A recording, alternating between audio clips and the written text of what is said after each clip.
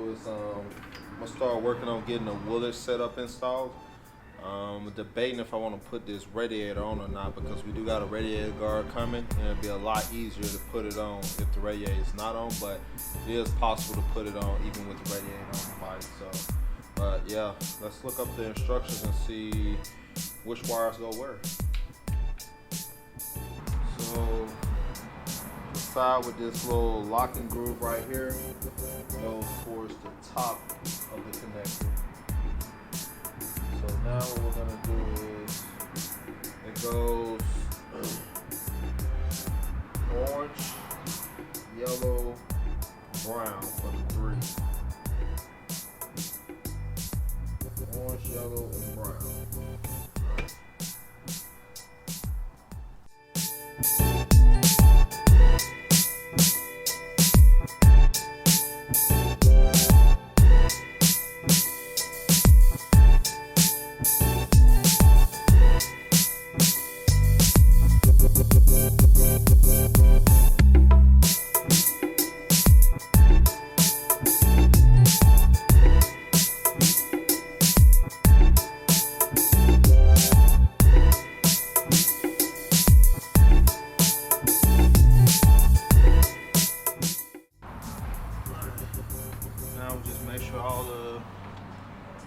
Wires are pushed in, you didn't pull any of the other ones out, and then you just take this and push your lock back through.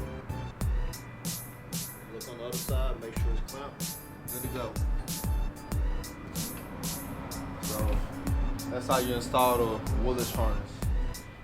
Like I said, it's a bit of a pain because the wires are so close, so you gotta kind of like push some out of the way without pulling them out, but you're good to go. So the next thing we had to do was plug the harness that comes off of the ECU into the extension harness right here, and then take the black 6-pin connector and pull off the diagnostic port right here, pull that off and plug that one into there. And then after that, the only thing you got left is to plug this into our lock box, which is right here. So then you just plug this into here, like that, and you're done. So we are gonna have to move these around a little bit once we get everything in. But we'll deal with that later. Now we'll get the O2 sensor in, and then once we get that in, then get it routed somewhere up here, and get the other connector put in with the box, then we'll be back.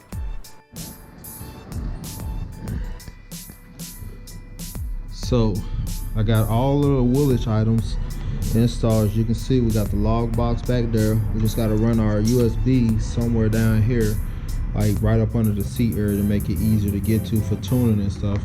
And then we got our AFR Zatronic box right here.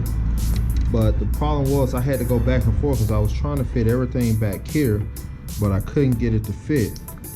So I had to keep moving stuff around, putting the tail on and off to get it to fix. But we finally got all that stuff in. We are still waiting on our connectors for these, so we can connect the integrated turn signals in the tail light. But as far as the Woolich kit goes, that is pretty much it. Like I said, we just got to run that one USB cord down here somewhere up under the seat area, and that'll be it. So, but yeah, I just wanted to show you guys the finished product. Now let's get this radiator back installed. I do got a Cox Racing radiator guard coming in, but I don't think it's supposed to be here until like later this week or something, and I want to start getting this thing put back together. So we're gonna go ahead and put the radiator in now, and then we'll worry about that radiator guard later. The only problem with putting it on while it's on the bike is getting to these bottom bracket bolts on here to mount the guard on, because we're gonna have to, we'll just leave the oil cooler loose. That's what we'll do, and then it'll make it easier. So yeah, let's go ahead and get this in. Make sure we got our spacers in there. Yep. And we did upgrade to the Grays 2.0 radiator cap. Keep a little bit more pressure in there.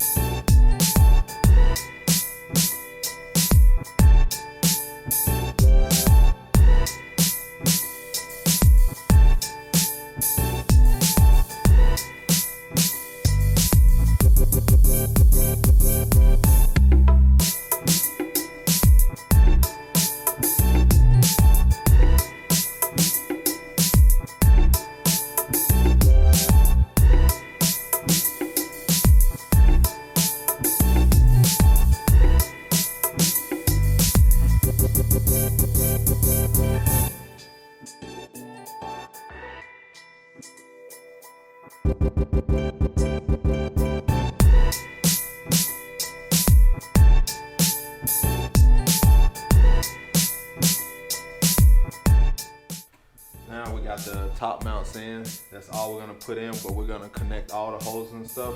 And the reason we're not gonna put the bottom ones in is because we're gonna need to get up under here in order to get to those bolts to put the radiator guard on. So for now, we're just gonna reconnect the hoses that we can connect.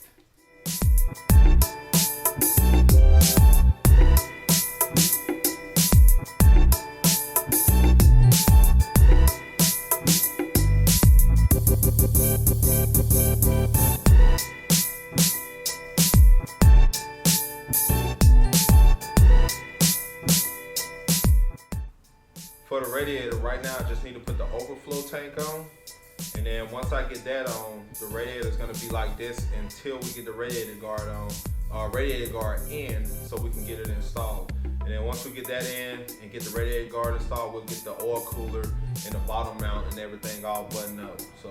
So right now, let's go ahead and get that overflow tank back on.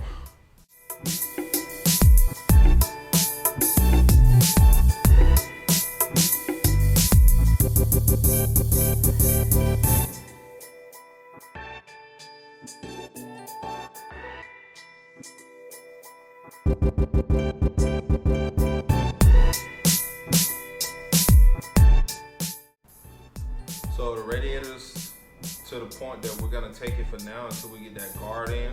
Once we get the guard in, we'll get that installed, and then we'll get the bottom button up, which is basically just the bottom mount for the oil cooler and the bottom mount for the radiator on this side, and then also the top mounts for the oil cooler.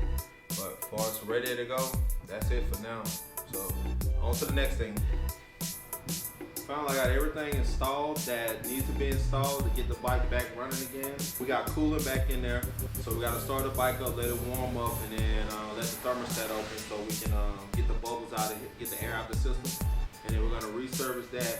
But we're also, I read the ECU with the Woolich software, pulled the stop flash, and then the only changes I made was I took off I disabled the O2 sensor, the steering dampener, the paravalve. I think that's it. So this is gonna be the first time we try to start this bike. So let's try to see. Let me turn on the engine diagnostics, live engine feed.